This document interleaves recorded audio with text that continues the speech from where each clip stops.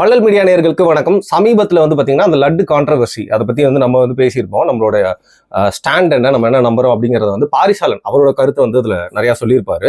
அதற்கப்புறமும் அந்த கான்ட்ரவர்சி தொடருது அப்படின்னா அதற்கு இரண்டு காரணங்கள். ஒன்று பார்த்தீங்கன்னா நடிகர் கார்த்தி பலிகடா ஆக்கப்பட்டார். பாவம் மெய்யழகன் ஒரு படத்துக்காக ப்ரொமோஷனுக்கு ஆந்திரா போனார். அங்கே சும்மா இல்லாமல் லட்டு தின் ஆசை அந்த டைலாக் தெலுங்குல ஏதோ சொல்லி அங்கே இருக்கிற ஆங்கர் கேட்டுருச்சு. அவர் எந்த தப்புமே பண்ணல, சிரிச்சுட்டு ரொம்ப சாதாரணமாக சென்சிட்டிவ் மேட்டர் வேணாம் லட்டு அப்படின்னு சொல்லிட்டாரு.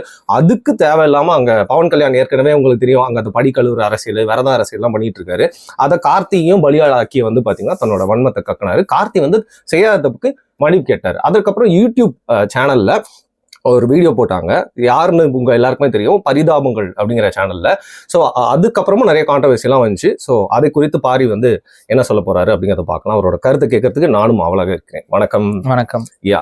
ஸோ நான் யோசிச்சது என்னன்னா, நான் இந்த வீடியோல நீங்க ஃபர்ஸ்ட்லாம் மோனோலாக் பேசுவீங்க, நீங்க அப்படிதான் பண்ணிருக்கணும். இந்த வீடியோ என்ன நான் இதுல பேசுறது கரெக்டா இருக்காது அப்படின்னு தான் எனக்கு தோணுச்சு. ஸோ ஒன்றும் இல்லைங்க, நம்ம நடுவுலையா யாரா இருந்தா என்ன பேசுனா என்ன. இப்ப சரி, இப்ப அதற்காக பாலிஷ்லாம் போட்டு பேச போறது இல்லை. எனக்கும் தோன்ற விஷயம் அது ஓகே, நீங்க தாராளமா சொல்லுங்க. இப்ப நீங்க இதுல எடுத்துக்கிட்டீங்க அப்படின்னா, கார்த்திக் அவருடைய அந்த பேச்சு அதெல்லாம் எடுத்துக்கிட்டீங்கன்னா, உண்மையிலேயே நடிகர் கார்த்திக் அவர் எந்த தப்புமே பண்ணல. போய் உட்காந்துருக்காரு மனுஷன், சம்பந்தமே இல்லாம அந்த டெம்ப்ளேட் எதுக்கு போட்டு காட்டணும்? கண்ணா லட்டு தின்ன ஆசையாங்கிற அந்த டெம்ப்ளேட் எதுக்கு போட்டு காட்டணும்? ஆக்சுவலா அந்த டெம்ப்ளேட்டே ஒரு டிப்பி டெம்ப்ளேட். கண்ணா லட்டு தின்ன ஆசையாங்கிறது சாக்லேட்டுக்கு விளம்பரம். அந்த விளம்பரத்தோட இம்பாக்ட் நிறைய பேருக்கு தெரியும். அதை வச்சு இவங்க சும்மா ஒரு ட்ரோலா அந்த வீடியோல இருக்கும். சிறுத்தை படம், அந்த படம். அந்த படத்துல இருக்கிற அந்த டெம்ப்ளேட் எதுக்கு கார்த்திக் கிட்ட போட்டு காட்டணும்? கரண்ட் அஃபேர்ஸ்ல நீங்க வீம்புக்குனே அவர் இழுத்து விடுறீங்க. அவர் சரி என்ன சொன்னாரு? லட்டுல மாட்டு கொழுப்பு கலந்துருக்கு, அதெல்லாம் சாப்பிட்டு நீங்க எல்லாம் பாவம் பண்ணிட்டீங்க, எல்லாரும் போய் கோமியத்தை சுத்தி சுத்தி வீட்டு ஃபுல்லா நெருப்பு வச்சு கொடுத்துங்க நான் பேசிட்டு வந்தாரு. இல்ல, அவர் என்ன சொன்னாரு? லட்டு ஒரு கான்ட்ரவர்சியான டாபிக், அதெல்லாம் நான் பேச விரும்பல. கான்ட்ரவர்சின்னு சொல்லக்கூடாதான், சென்சிட்டிவ்னு சொல்லணுமா? என்ன சென்சிட்டிவ்? ஒரு கலப்படம் ஏற்பட்டிருக்கு, ஏற்படல, அதுவே விவாதத்துக்குரியது. இந்த லட்டு எந்த ஊர்ல இருந்து போன லட்டு? இது திருப்பதியில பிடிச்ச லட்டா? திருப்பதிக்கு அது எப்படிங்க தெரியும்? அது திருப்பதி லட்டு மாதிரி நாங்கள் ஒரு வீட்டில் செய்ய முடியாதா? திருப்பதி லட்டு செய்யும் முறைன்னு சொல்லி பாருங்க, நெட்ல எத்தனை வீடியோஸ் வருதுன்னு. ஒரு லட்டு போயிருக்கு. நான் என்ன சொல்றேன், ஏன் இப்படி இருக்கக்கூடாது? இது ஒரு அரசியல் படுத்தி மத துவேஷத்தை தூண்டணுங்கிறதுக்காகவே அந்த ஃபார் எக்ஸாம்பிள் வெள்ளையர்கள் காலகட்டத்தில் அந்த சிப்பாய் புரட்சியெல்லாம் நடந்தப்ப இதேதான், மாட்டு கொழுப்பு பன்னி கொழுப்பு கலந்துட்டாங்கன்னு சொல்லிட்டு அது ஒரு புரட்சியாக வெடித்தது. அப்போ அந்த டைம்ல பிரிட்டிஷ் அரசாங்கத்துக்கு எதிராக அது பெரிய அளவு ஒரு தாக்கத்தை ஏற்படுத்துச்சு. மக்கள், அது போராளிகள்லாம் இப்போ வேலூர்ல எல்லாம் கோட்டையை கைப்பற்றிட்டாங்க, டெல்லியில எல்லாம் கோட்டையை கைப்பற்றிட்டாங்க, சோல்ஜர்ஸே சேர்ந்து. அப்புறம் தான் பேச்சுவார்த்தை இதெல்லாம் நடந்து அது சுமூகமா முடிஞ்சது. இப்ப நான் கேட்கிற கேள்வி என்ன அப்படின்னா, அதே மாதிரியான ஒரு அரசியலை நீங்க திரும்ப பாஜக செய்கிறதாங்கிற சந்தேகம் வருமா வராதா? அந்த லட்டுல உண்மையிலே கலப்படம் இருக்குங்கிறத எப்படி நம்புறது? ஒரு லட்டு சாம்பிள் பண்ணி, எத்தனை லட்டு சாம்பிள் பண்ணீங்க? ஒரு லட்டுங்க, ஒரு லட்டை ஒரு சாம்பிள். அந்த லட்டு அங்கதான், ஏன் அந்த லட்டுல கலந்துருக்கலாம், அந்த ஒரு குறிப்பிட்ட லட்டுல கூட கலந்து கூட கொடுத்துருக்கலாம்ல. ஸோ அந்த லட்டு திருப்பதி தேவஸ்தானத்திலிருந்து போனது, அந்த லட்டு திருப்பதி தேவஸ்தானத்துல இந்த பேட்ச்ல பிடிக்கப்பட்டதுங்கிறதுக்கு ஏதாவது ஆதாரம் இருக்கா? அவர் சந்திரபாபு நாயுடு ரொம்ப தெளிவா இவர் மேல இருக்கக்கூடிய, ஏன்னா அவர் சந்திரபாபு நாயுடுக்கு உள்ள போட்டார் நம்ம ரெட்டி. அப்ப இவர் மேல ஒரு அலிகேஷன் வைக்கணுங்கிற நோக்கத்துல அவர் என்ன பண்றாரு, நீ இனிமேல் இந்த பக்கம் அரசியல் பக்கமே வரக்கூடாது. அப்ப திருப்பதிங்கிறது தெலுங்கர்களுக்கான ஒரு பெரிய சென்டிமெண்ட்.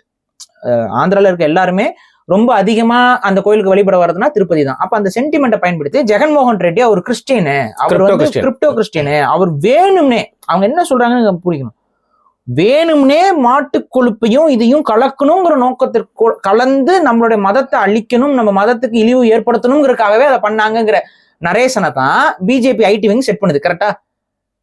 அதாவது வேணும்னே ஒரு கிறிஸ்துவர் அவர் இந்த லட்டுல மாட்டு கொழுப்பை கலக்கணும், பன்னி கொழுப்பை கலக்கணும், ஃபிஷ் ஆயில கலக்கணும்னு கலந்துருக்காரு அப்படிங்கிறது அவங்களோட ஸ்டேட்மெண்ட். இது ஏதாவது இதுக்கு பின்னாடி துவேஷமே இல்லையா? ஏங்க கலப்படம் நடந்திருக்கு, நீங்க அதை கண்டிக்கல, நீங்க அந்த கலப்படத்தை எப்படி அனுமதிச்சீங்க? இது கேள்வி. சிஎம்மோட இன்டெலிஜென்ஸ்ல அது நடந்துச்சுன்னு சொல்றது குற்றச்சாட்டு. அந்த சிஎம் கிறிஸ்டியன் சிஎம், அதனாலதான் இது நடந்துச்சுன்னு சொல்றது அப்பட்டமான மத அரசியலா இல்லையா? அதை பிஜேபி பண்ணுது. அது பண்றதுக்கு நம்ம கோயிலோட புனிதமே கெட்டு போனாலும் போயிட்டு போகுதுன்னு அவங்க வராங்க.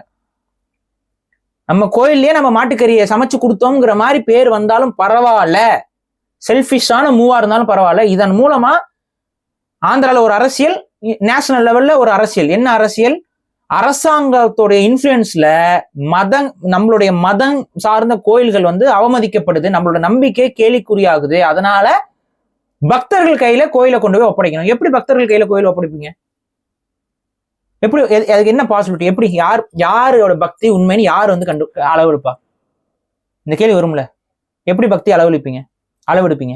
ஒவ்வொருத்தரோட பக்தி ஒவ்வொரு மாதிரி. ஒருத்தர் சாமி மனசுல கும்பிடுவாரு, ஒருத்தர் மெனக்கெட்டு கிளம்பி வந்து கும்பிடுவாரு, ஒருத்தர் வந்து அதிகமா கழுத்துல இருக்க நகையெல்லாம் போட்டு கும்பிடுவாரு, ஒருத்தர் வந்து அங்க பிரவச்சனம் பண்ணி கும்பிடுவாரு, ஒருத்தர் மலைக்கு படியேறி வந்து பண்ணுவாரு, நடைபாதை. இது எப்படி பக்தி எப்படி அளவு பண்ணுவீங்க? யார் எந்த பக்தர்களுக்கு எப்படி ஷேர் ஹோல்டரா மாத்துவீங்க? அப்படிதான் வெளிப்படையா நீங்க சொல்ல வேண்டியது என்னன்னா, கோயில்கள் எல்லாத்தையும் பிராமணர்கள்ட்ட ஒப்படைக்கணும், முழுமையான பிராமணர் கட்டுப்பாட்டுக்கு கொண்டு வரணும். அப்படி வந்தா இந்த மாதிரி ஊழல்லாம் நடக்காதுன்னு நீங்க சொல்ல வரீங்க, இந்த மாதிரி கலப்படம்லாம் நடக்காதுன்னு நீங்க சொல்ல வரீங்க. அப்படியா? அப்ப இங்க வருவோம், தமிழ்நாட்டுக்கு வருவோம். சிதம்பரம் கோயில், இப்ப தமிழக அறநிலையத்துறை வந்து அங்க இருக்க பிராமின்ஸ் மேல, அங்க இருக்க நிர்வாகத்து மேல கேஸ் போட்டிருக்காங்க. அது வந்து உங்களுக்கு தெரியும், சிதம்பரம் கோயில் முழுக்க முழுக்க அவங்க கட்டுப்பாட்டுல இருக்கும். அரசாங்கம் வந்து கணக்கு வழக்கு மட்டும்தான் கேட்டுக்க முடியும், அவங்க உள்ள இன்டர்ஃபியர் ஆக முடியாது. டெசிஷன் மேக்கிங் எல்லாமே அந்த கோயிலுடைய பிராமணர்களுக்கு தான். அவங்களுக்குள்ள நடக்கிற சண்டையெல்லாம் பார்த்திருக்கீங்களா? கெட்ட வார்த்தை பேசிக்கிட்டு. இவங்க என்ன பக்திமான்கள்? அந்த ஃபைட்லாம் இருக்கு. இப்போ எடுத்தோன்னா போடணும்னா போட சொல்லுவோம். நம்ம அதெல்லாம் சரி போடுறது இல்ல. போட்டு சண்டை போட்டதெல்லாம் இருக்கு. கெட்ட வார்த்தையை சொல்லிட்டு அசிங்கமா ஆபாசமா பேசிக்கிட்டுலாம் சண்டை போடுற பிராமணர்கள்லாம் அங்க இருக்காங்க. அவங்களுக்குலாம் என்ன பக்தி வந்துருச்சா? நாராயணனோட நாமத்தை நாக்குல சொல்றவங்க வாயில இருந்து கெட்ட வார்த்தை வருதுன்னா இது என்ன? இதுக்கு ஏதாவது பூஜை கீஜை இருக்கா? நாக்கு அப்படி எடுத்து வச்சு சுத்தி கோமியத்தை ஊத்தி பூஜையெல்லாம் பண்ணி மந்திரங்கள் சொல்லி ஏதாவது நாக்கை தூய்மைப்படுத்திடுவீங்களா? என்னது இது?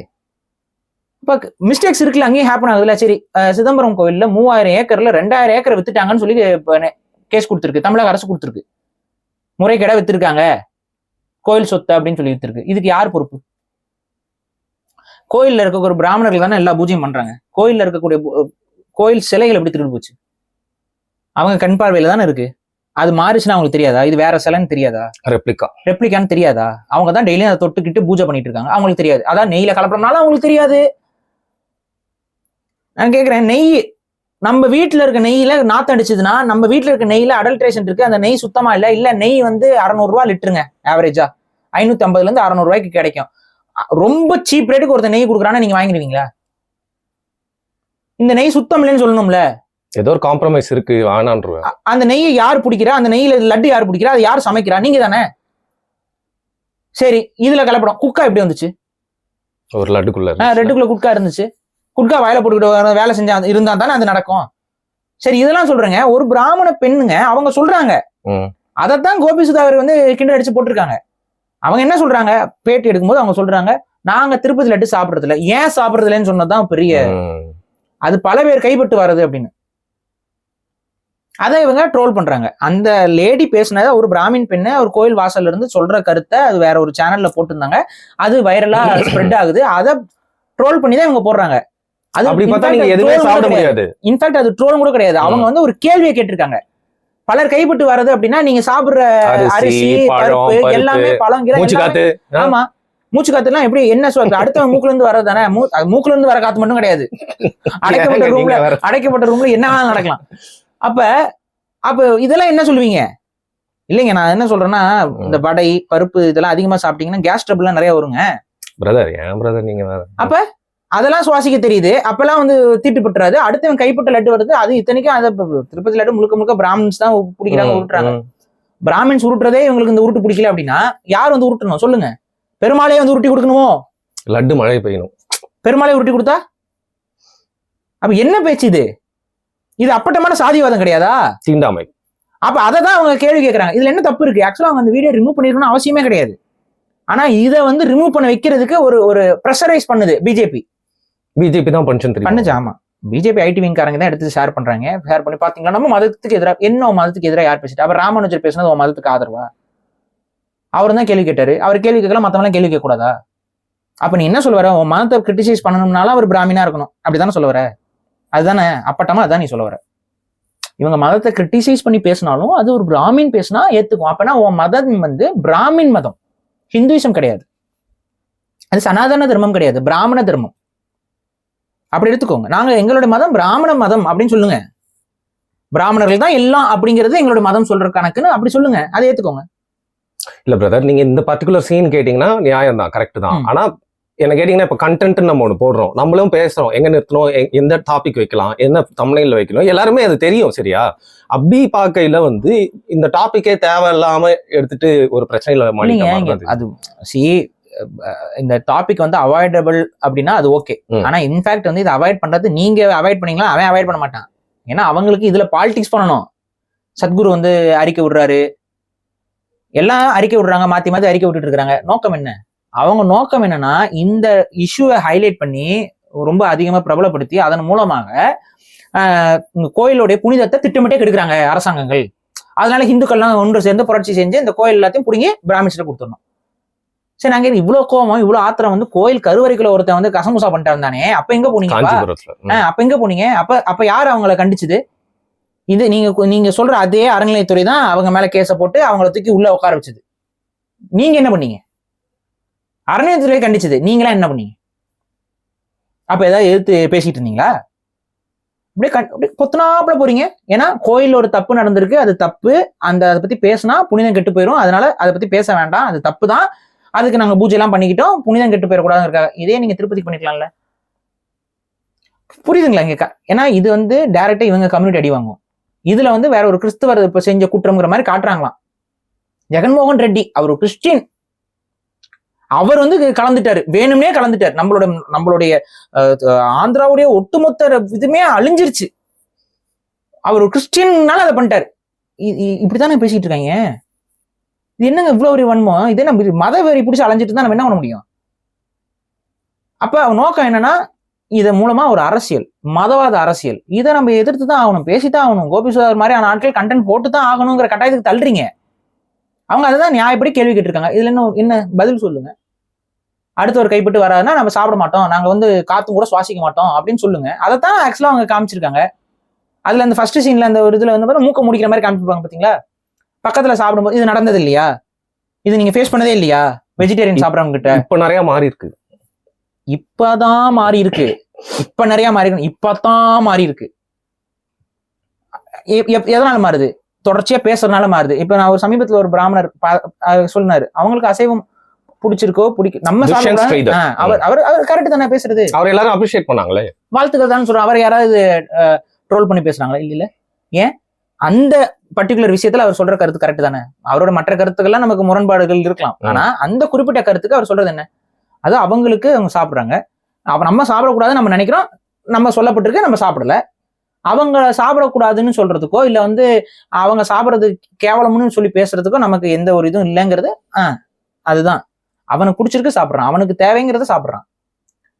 உங்களுக்கு இதுவோ அதை நீங்க சாப்பிடுங்க, உங்களுக்கு பிடிக்கலன்னா அதை நீங்க கடந்து போயிருங்க. நீ சாப்பிடக்கூடாதுன்னு சொல்லிட்டு இருக்க முடியாது யாரும்.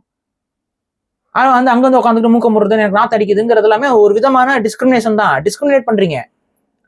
ஒரு பிரபல பத்திரிகை, ரொம்ப பேர் ஆங்கிலத்திலே பேர் போன பத்திரிகை, தமிழ்ல நம்பர் 1 பத்திரிகை, ஆங்கில பத்திரிகை. அங்க வந்து நீங்க இன்டர்ன்ஷிப் பண்ணீங்கன்னா வேலை செஞ்சீங்கன்னா you are not suppose to bring in non veg food. அங்க அதெல்லாம் அப்படிலாம் இருக்கக்கூடாதுங்க. இதெல்லாம் டிஸ்கிரிமினேஷனுங்க. இதெல்லாம் டிஸ்கிரிமினேஷன். இன்னும் இதை விடுங்க. இன்னும் சென்னையில எத்தனை வீடுல வந்து நீங்க நான்வெஜ் சமைக்க கூடாதுன்னு சொல்லிட்டு வாடகைக்கு கேட்கறாங்களா இல்லையா? நான்வெஜ் சாப்பிடுவீங்களா? எதுக்கு இந்த கேள்வி வருது?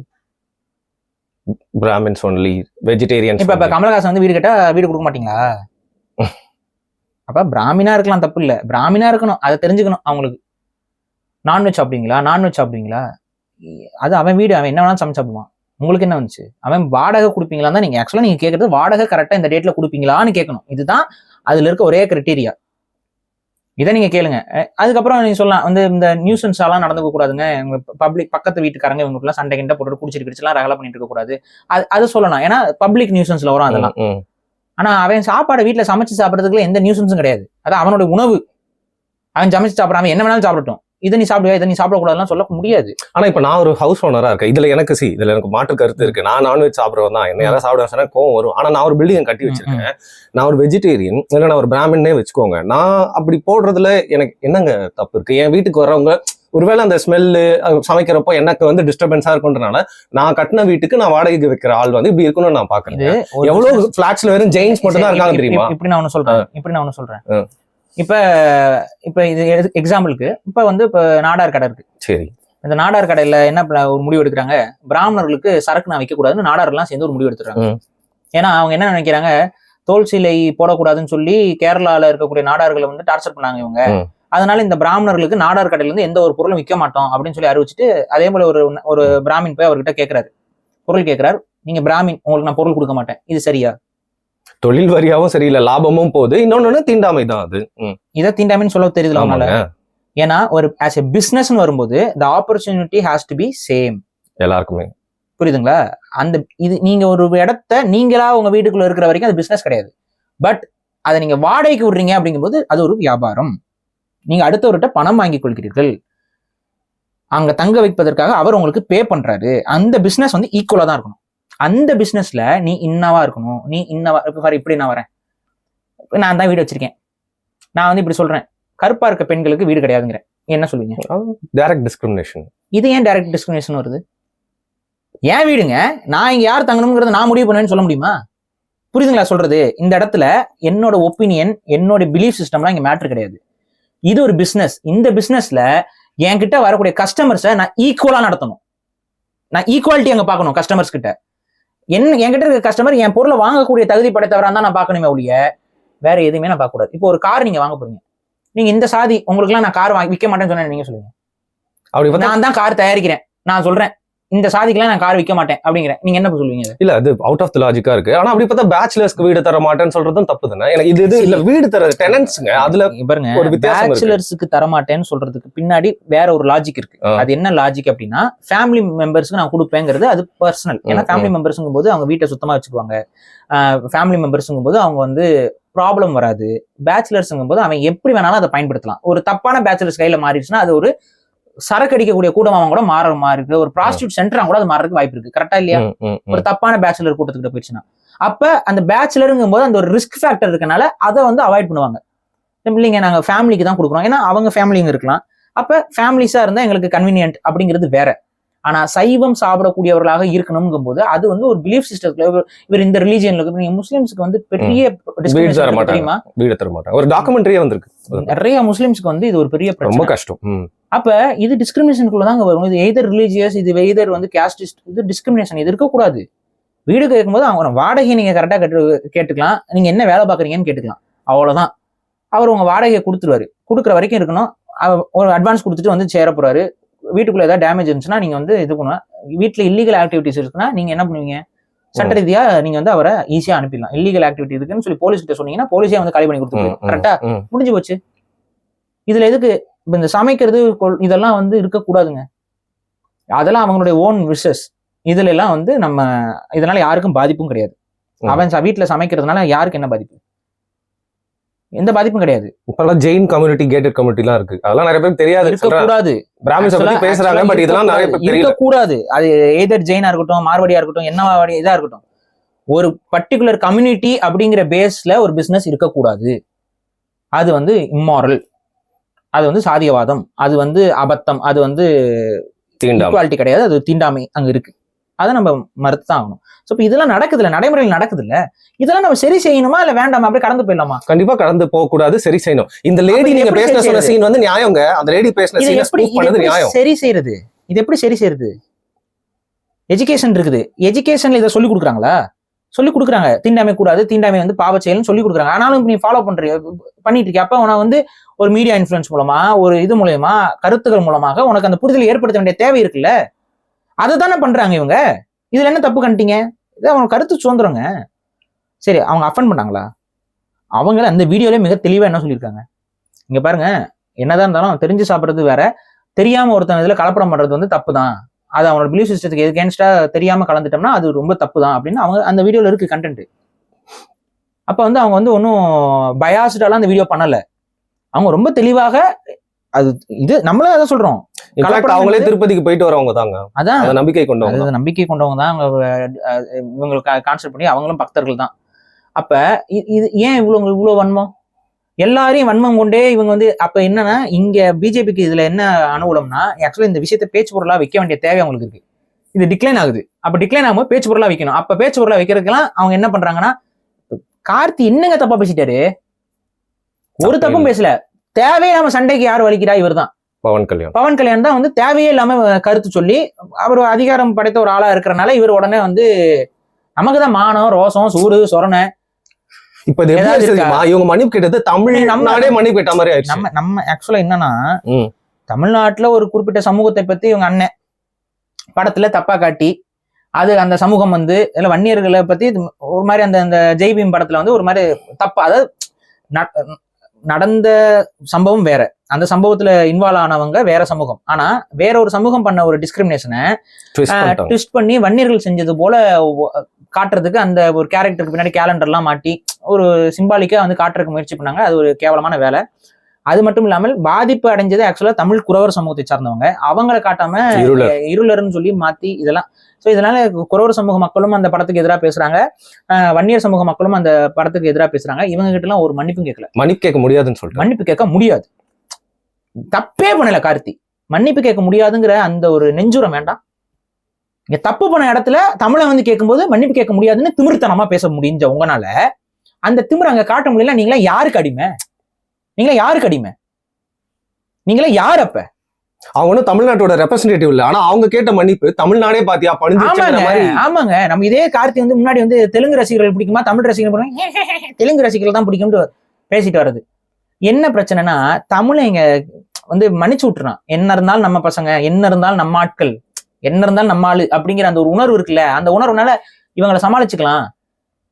ஆனா அவன் வந்து நம்மள வந்து அடிப்பான் அப்படிங்கிற, அடிச்சா வாங்குங்க வாங்குங்க, அவன் அப்படி அடிக்கிறான்னா தெரிஞ்சுக்கோங்க, அவன் எப்படி பாக்குறான், உங்களை எல்லாம் எப்படி அவன் அணுகுறான்னு பாத்துக்கோங்க. தமிழர்கள் நம்ம அவங்க ஆட்கள் எப்படி அணுகுறோம்னு அப்புறம் யோசிங்க.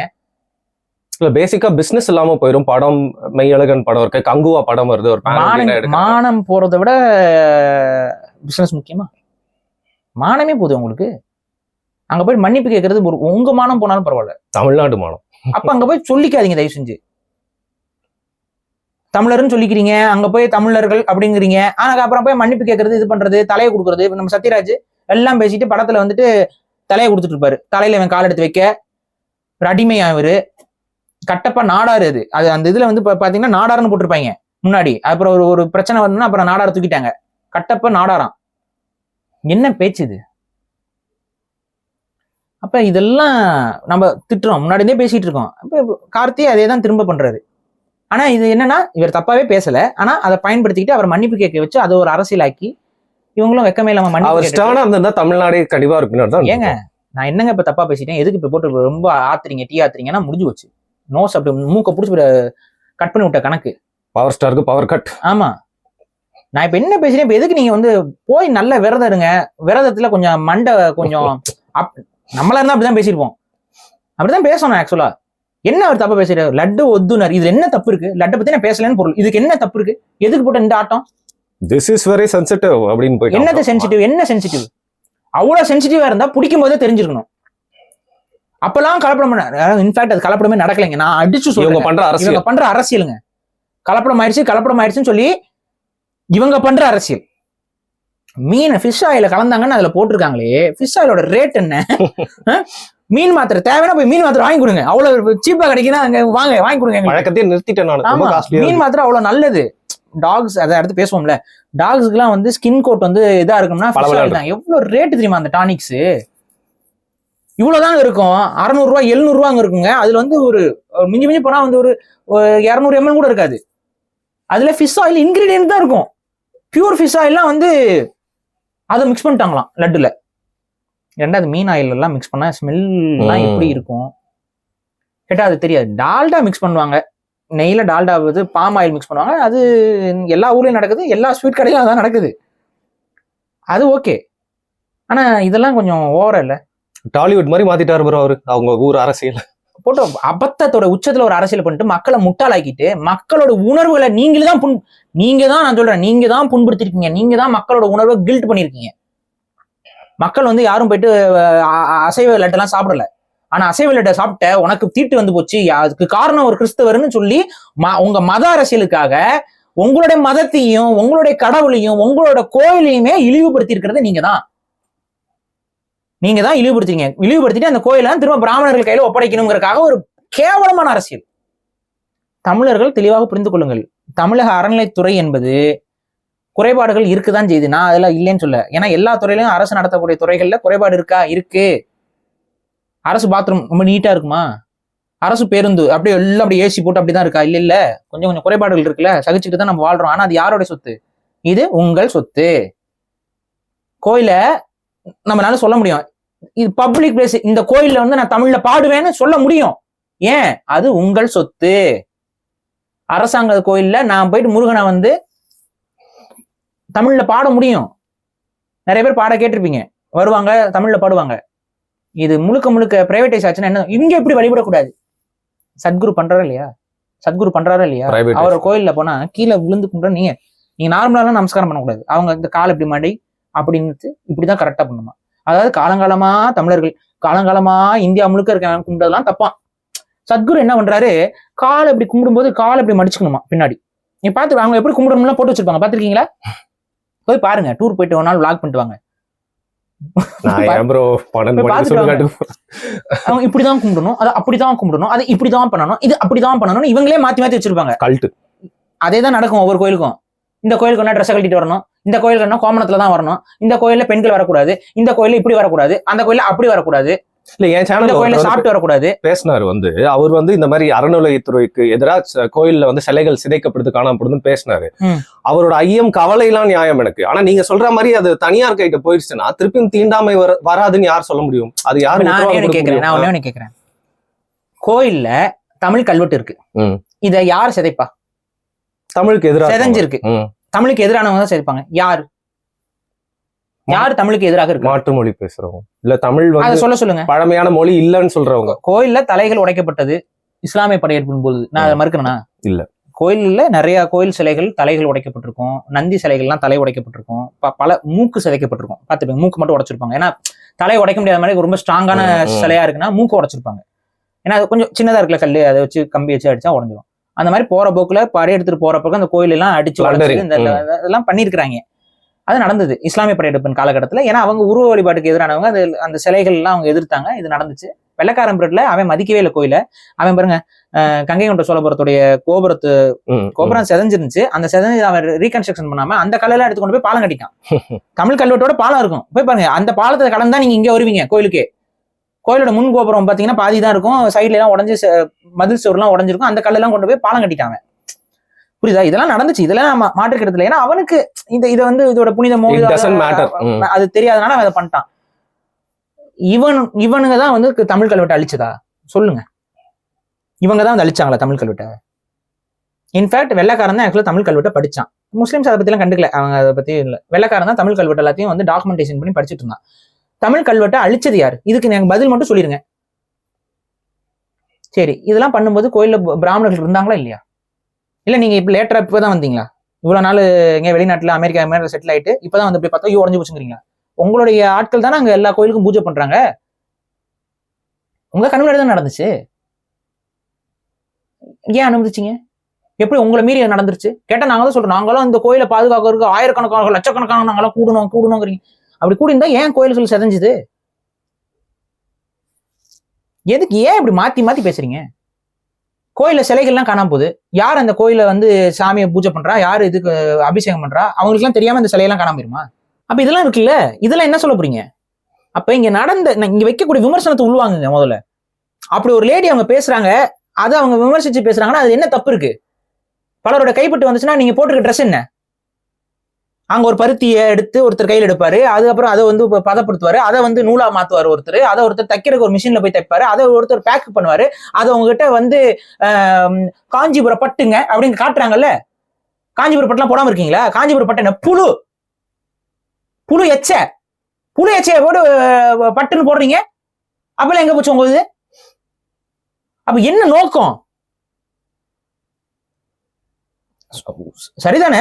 ஒரு புழுவோட எச்சைங்க அது. ஒரு புழு தனக்கு கூடு கட்டுறதுக்கு வாயில இருந்து வரக்கூடிய உமிழ் நீரை வச்சு சுத்தி கூடு கட்டிக்கு. அதை தான் நம்ம சுடுதண்ணில போட்டு நூலா மாத்தி காஞ்சிபுரம் பட்டு, அந்த பட்டு துணியை ஒருத்தர் காட்டுவாரு, அவர் பல பேர் தொட்ட பட்டு தான். அது தொடாம இருக்க போறீங்களா? போடாம இருக்க போறீங்களா?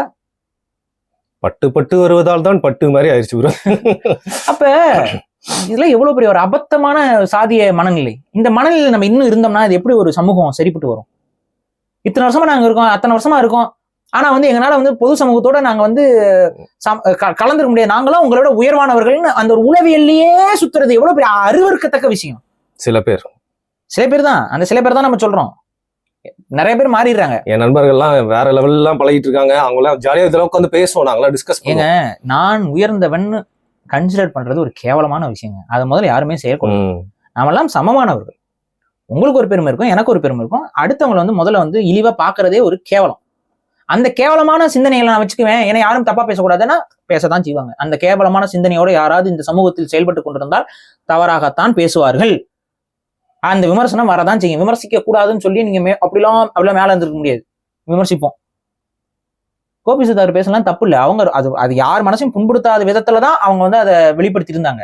ஆனா அதை வச்சு ஒரு பேச்சு பொருள் ஆக்கணும். அவங்களுக்கு ஒரு த்ரெட்டை நீங்க கொடுக்கறது, அவங்கள த்ரெட் பண்றது, நீ நடத்திடுவியா, சேனல் நடத்திடுவியா, இது பண்ணிடுவியா, அது பண்ணிடுவியான்னு போட்டு மிரட்டுறது. அப்ப அவங்க என்ன பண்றாங்க, சரி எதுக்கு வம்பிட்டு அவங்க நீக்கிறாங்க.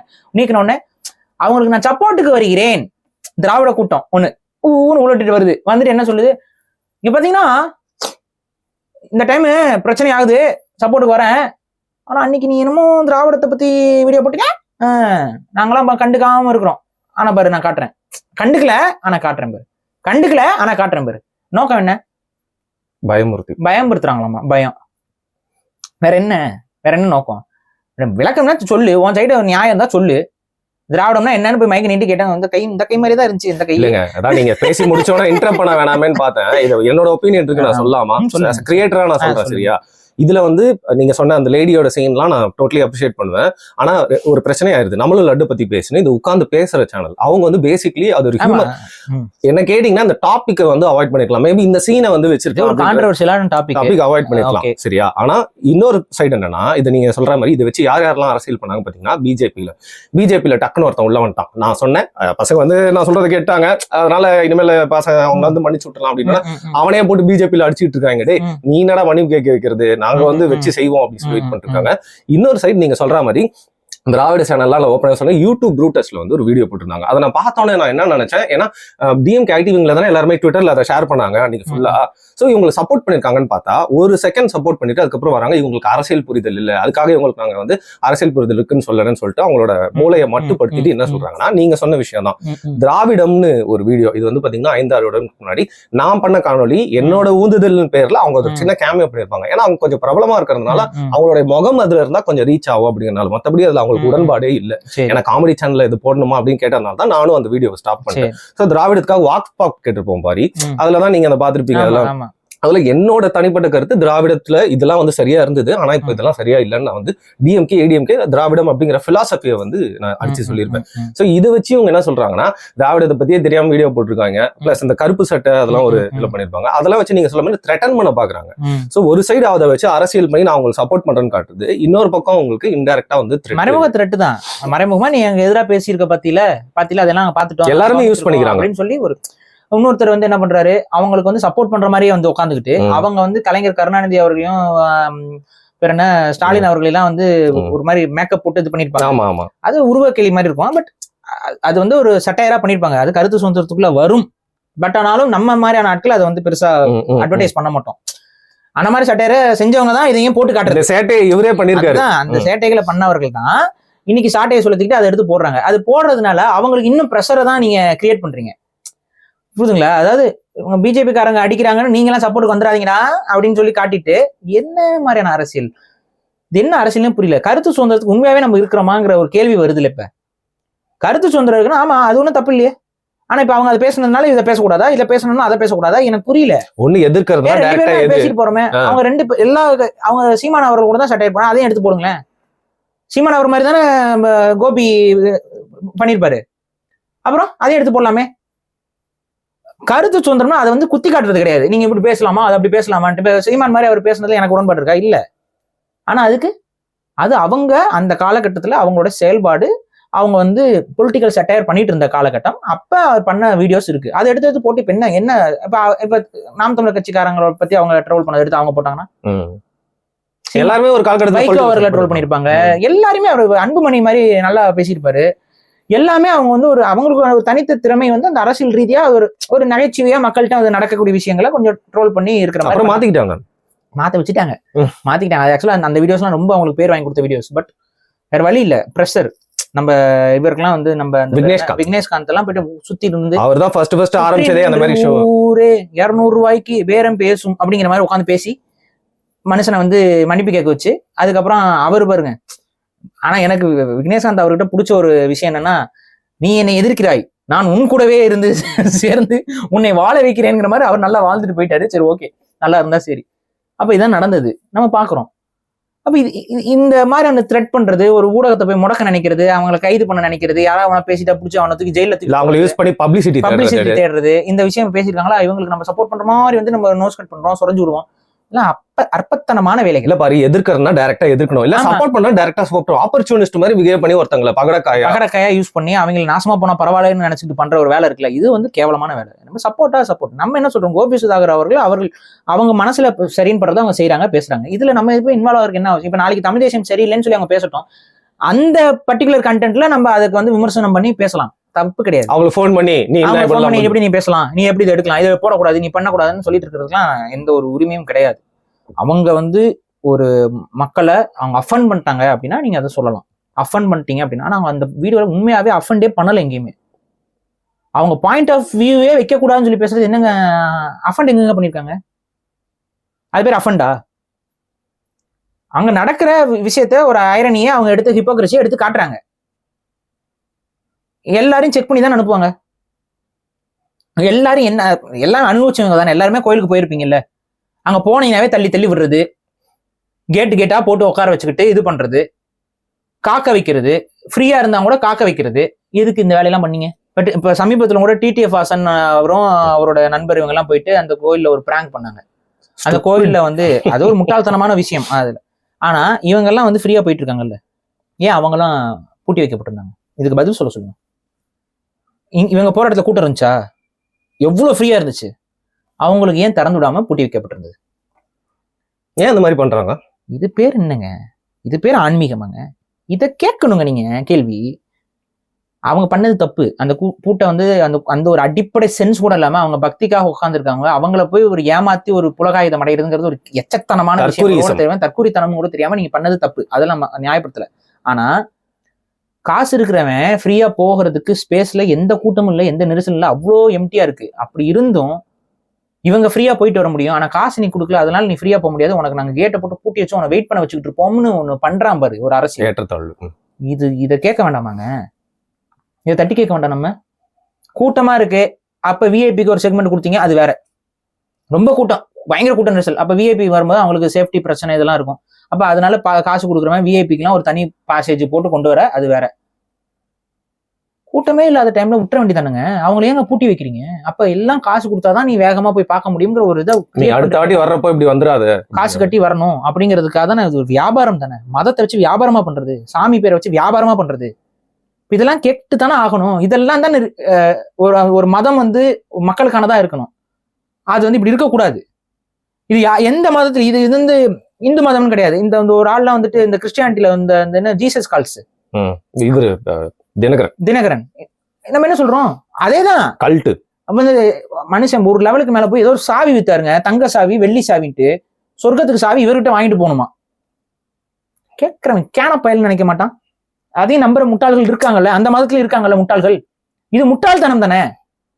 அப்ப இந்த மாதிரியான ஆட்கள் யாரு? மக்களை ஏமாத்தி சுரண்டி பிழைப்பவர்கள். அவங்க சொகுசா வாழ்ந்து அந்த சுரண்டல் நிறுவனங்களுக்கு நம்ம எப்படி ஆதரவு கொடுக்க முடியும்? நான் வந்து ஜீசஸ் கால்ஸே எதிர்க்கிறேன். ஜீசஸ் கால் போன்ற அந்த நிறுவனங்கள் மக்களுடைய அறியாமையை சுரண்டி பிழைக்கிறார்கள் அப்படின்னு நான் இந்த பக்கம் திரும்பி பார்க்கிறேன். இங்கே நான் பேசித்தானே ஆகணும். வெள்ளையங்கிரி மலைக்கு இந்த சைடும் திருடிட்டாங்க, அந்த சைடும் திருடிட்டாங்க. ரெண்டு பக்கம் பேசணும்ல. நான் இந்த பக்கம் பேசுவேன், நான் அந்த பக்கம் பேச மாட்டேன். நான் அந்த பக்கம் அது என்ன நிறுவனம்? அந்த வெள்ளியங்கிரி இதுல வந்து ஈஷாக்கு ஆப்போசிட்ல ஒரு கிறிஸ்டியன் காலேஜ் ஒன்று இருக்கு. அதுவும் ஃபாரஸ்ட் லேண்ட்ல தான் போட்டு கட்டியிருக்காங்க. அப்ப அதையும் நம்ம பேசித்தானே ஆகணும். ரெண்டு பக்கமும் கொள்ளையடிக்கிறாங்கன்னா இயற்கை ரெண்டு பக்கமும் பாதிக்கப்படுது, ரெண்டு பக்கமும் யானைக்கு வழித்தடங்கள் மறுக்கப்படுது, ரெண்டு பக்கமே வந்து மதத்தின் அடிப்படையில ஒரு அரசியல் நடக்குது. பேசித்தான் ஆகணும்.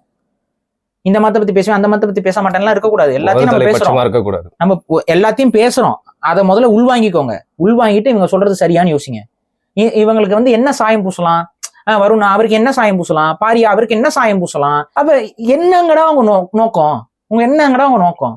அப்ப எவனுமே நல்லது பேசிடக்கூடாது, எல்லாத்துக்கும் ஏதாவது ஒரு இது போட்டு ஏதாவது ஒரு ட்ரேட்மார்க், ஒரு முத்திரை கித்திரை. இந்த கேவலங்கட்ட அரசியலை தான் நம்ம வெறுக்கிறோம். இந்த கேவலங்கட்ட அரசியலை தான் பிஜேபி பண்ணுது, இந்த கேவலங்கட்ட அரசியலை தான் திமுகவும் பண்ணுது. நம்ம அதை செய்ய போறது இல்லை. நம்ம யார் பக்கம் நியாயமோ அந்த நியாயத்தை சொல்லுவோம். கார்த்தி பேசியதில் தவறு இல்லை, அவர் சரியா தான் பேசினார். ஆனா மன்னிப்பு கேட்டது கேவலம். மன்னிப்பு கேட்டு அவர்களிடம் மன்னிப்பு கேட்டது முதுகு எலும்பற்ற தன்மை. அதை அவர் செஞ்சிருக்க கூடாது. அவர் செய்தது ஒரு கேவலமான செயல். இந்த விஷயத்துல மன்னிப்பு கேட்டது தப்பாவே பேசல. எதுக்கு மன்னிப்பு கேட்கணும்? நான் என்னப்பா பேசினேன், உண்ணாவிரதத்துல இருக்கனால ஏதாவது உங்களுக்கு மூளை குழம்பிருச்சா என்ன அப்படின்னு கேட்டிருக்கணும். கெத்தா சொல்லிட்டு போயிருக்கலாம். அவரு போய் சாப்பிட்டு வேலையை பாருங்க சார், எதுக்கு சார் உட்காந்து பட்னி கிடக்கும் போது பாத்தீங்கன்னா தாட் ப்ராசஸ்லாம் இந்த மாதிரி தான் கொஞ்சம் கோவம் வரும். அதாவது ஸ்னிக்கர் ஆடை போட்டுருக்கணும், ஸ்னிக்கர் ஆடை போட்டுருக்கணும். பசியில நீயாவே இருக்க மாட்டேன், பசியில நீயாவே இருக்க பாருங்க. ஆந்திராக்காரங்களும் ட்ராவல் பண்றாங்க, தமிழ்நாட்டிலயும் அவருக்கு அதுதாங்க நம்ம சொன்னா புரியாது. அப்புறம் செல்போனை தட்டிவிட்டு கோவப்பட்டு அலையிற கூட்டாந்து நம்ம விடுங்க. கொஞ்சம் உணர்வு இருக்கணும், தமிழருங்கிற உணர்வு இருக்கணும். அந்த உணர்வு இல்லாம நீங்க யோசிச்சீங்கன்னா இப்படிதான் போய் மாட்டிக்கு நிற்பீங்க. உணர்வோடு யோசிங்க. நம்ம தமிழருங்கிற அந்த ரத்த உணர்வோட, இந்த மண்ணுக்கான உணர்வோட யோசிங்க. அது இல்லாம சும்மா வியாபாரம், காசு, இன்னும் பிசினஸ் பாதிச்சிடும், அது இதெல்லாம் யோசிச்சீங்கன்னா, ஐயோ இவரு முதலமைச்சருக்கு இவர் வேண்டப்பட்டவர், இவருன்னா யோசிச்சீங்கன்னா விளங்காது. இதைத்தான் நான் சொல்றேன். கோபி சுதாகர் அவங்க செஞ்சதுல தப்பு இல்லை. இன்ஃபேக்ட் அவங்க ஆக்சுவலா வீடியோ எடுத்திருக்க கூடாது. ஆனா என்னன்னா, இந்த வீடியோ இருந்துச்சுன்னா இந்த வீடியோவை பயன்படுத்தி அரசியல் பண்றதுக்கு, மைலேஜுக்காக, இந்த பேச்சு பொருளா வைக்கிறதுக்காக பிஜேபி கையாண்டிருக்கும். அது ஒரு நெரேட்டிவ் செட் பண்ணியிருப்பாங்க. அதனால தேவையில்லாத மனக்கசப்புகள் அவங்களுக்கு ஏற்பட்டிருக்கும். அதனால அவங்க ஒரு முடிவு பண்ணி எடுத்துடுறாங்க. அதை வச்சுக்கிட்டு டீ ஆத்தாம விடுறது நல்லதுன்னு நான் நினைக்கிறேன். சரிங்க. இப்போ கடைசியா ஒரே ஒரு விஷயம் தான் சொன்னோம். பவன் கல்யாண் நல்லா பண்றீங்க, தொடர்ந்து அவர் பண்றீங்க, எல்லாம் பாத்தீங்கல்ல, சூப்பர், நல்லா பண்றோம். ஓகே, நன்றி பாரி.